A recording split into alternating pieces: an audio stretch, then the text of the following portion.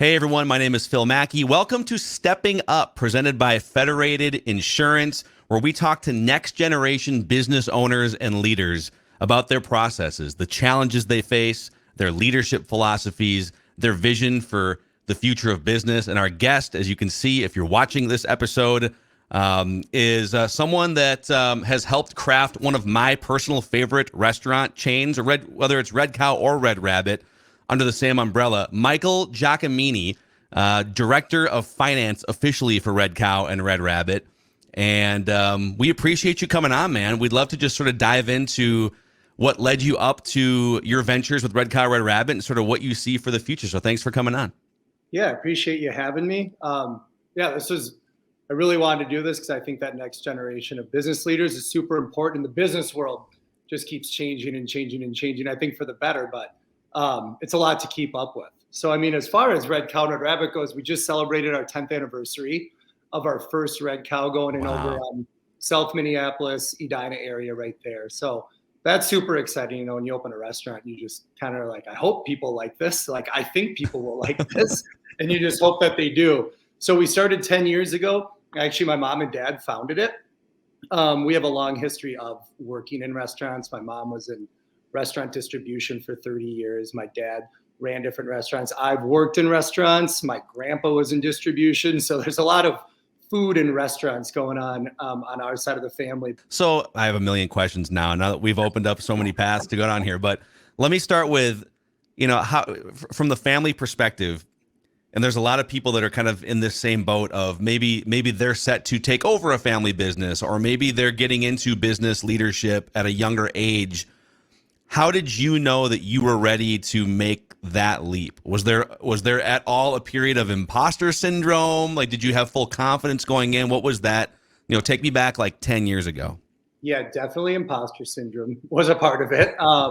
But they started Red Cow when I was finishing my junior year at college. So I went back for my senior, went to Colorado State University. And we didn't know how it was going to be. So I was kind of looking for jobs out in Colorado, and then they called me and they were like, we're going to open up a second one and we'd love for you to come help us. But in order to do that, you got to go work in our restaurants. And I had hosted and served and Boston bartended and all that. But then I kind of started managing the restaurants for about 2-3 years, really to prove myself. But also in our industry, it's so important to learn the operation of how it connects to the finance, because there's so many moving parts. And you're selling $14 cheeseburgers, right? You're not selling $300 TVs or $20,000 cars, right? It's like there's so many moving parts to it. So I really wanted to learn that piece. What are the most important variables for a great restaurant that people keep coming back to? And where does great food rank? Does it rank number one? I talked to somebody, I won't say their name, but I talked to a restaurant owner in the Twin Cities one time who told me that food is like fourth on the list. Yeah, I would totally agree with that. I think, first and foremost, our mission is to create raving fans. And we always say there's external guests and internal guests, and the internal guests are our team members. So I think having great people and making sure that they're happy is key number one, because if your people aren't happy, how are they supposed to make other people happy, especially in such a, front-facing business where we're interacting with the guests on a minute-by-minute basis. So like first and foremost, it's the people, because they ultimately create the experience, which I think is number two. Is the experience great from the minute you enter the door? And to your point, that's where some decor and some hellos at the front door come in, and just some of that simple stuff really help elevate that experience. And then once you nail that, and if your food comes out looking really good, I think you've won about 85% of the battle, right? Mm-hmm. Most people will then think your food tastes good, even if it's okay, because you hit these first 3 points before they're even eating. That eating part of the meal comes so much later in the overall experience. Now, we obviously put a huge emphasis on our food, and we're constantly trying to bring in better products or the right products to make our food better. But that happens fourth in the meal. You know what I'm saying? So that's where I think those things outweigh it until that point. And then if you have great food, you've won the battle. That person's coming back again. You and I have some mutual connections and friends around the Twin Cities, and I have heard some great things about you guys. Don't just hire people at Red Cow, Red Rabbit. You've even put employees through leadership training at Red Cow, Red Rabbit. So What is that process like for you guys? Who do you look to hire? What is your leadership philosophy? You're not just like, all right, we're going to hire a chef. We're going to hire a server. Just get on out there and do your thing. It seems like there's more thought put into it on your end. Yeah, I was super fortunate that my dad was very much so about leadership development. And he always has said, we're a leadership development company that happens to serve cheeseburgers, is kind of his tagline. And I love that tagline. Wow. So over the years, we've invested in different leadership coaches or different leadership classes to help grow our internal team members in order to become better leaders, because it's so important. We think everything starts with leadership for them. And then when it comes to hiring, and a leadership coach helped us do this back in 2015, but we came up with our mission statement, like I said, which is to create raving fans. And then we have our 4 core values, which are we care tons, we want to win, we love this, and team first. And we really interview around those 4 core values. And our philosophy is if we can hire someone that matches with those, we can teach them how to serve cheeseburgers. Like, we can get them to the tasks and kind of the minutia of our business, which is ultimately what serves the guest. But if someone's just like, I don't really care about it, they're probably not going to work for us. How else do you personally stay current or educated? You're not going to school anymore, but how do you sort of keep up to speed, whether it's on industry trends or business trends or leadership or what have you? How do you stay fresh minded, if you will?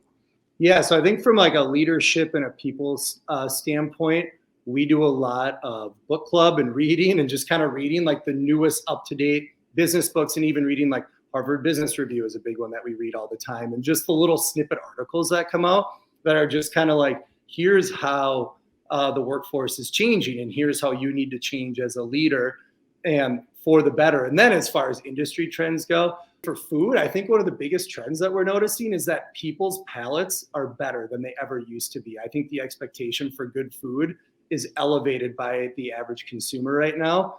And that's something we're super hyper focused on, is just making sure that, okay, we have a margarita pizza. How do we make our margarita pizza better? Do we just bring in a different cheese? And then that cheese is better, so then people think it's better. So it's like little tweaks right now to food, just because, and it's awesome. I think it's great that the average consumer's palate is so good. We're getting better food out of it. Like, our food scene in Minneapolis is pretty strong. This is actually a great, I love that you opened this door, because I think it's not just about the margarita pizza, or people have so many more, like millions more reference points of everything in life now than they did. Think about 100 years ago when, it's 1923 or whatever, and there's no TV. There's maybe one radio station. I think 1500 ESPN, which was KSTP, launched 100 years ago, right? So you're reading for media, you're reading newspapers. Maybe you got a new radio for the first time, and you're writing letters to people, and you only really know the people that are living in your town. Like, that's the information flow that's coming in. Right. Now everyone's got instant access to any website they want, social media, everything. People's BS meters are much, much higher now.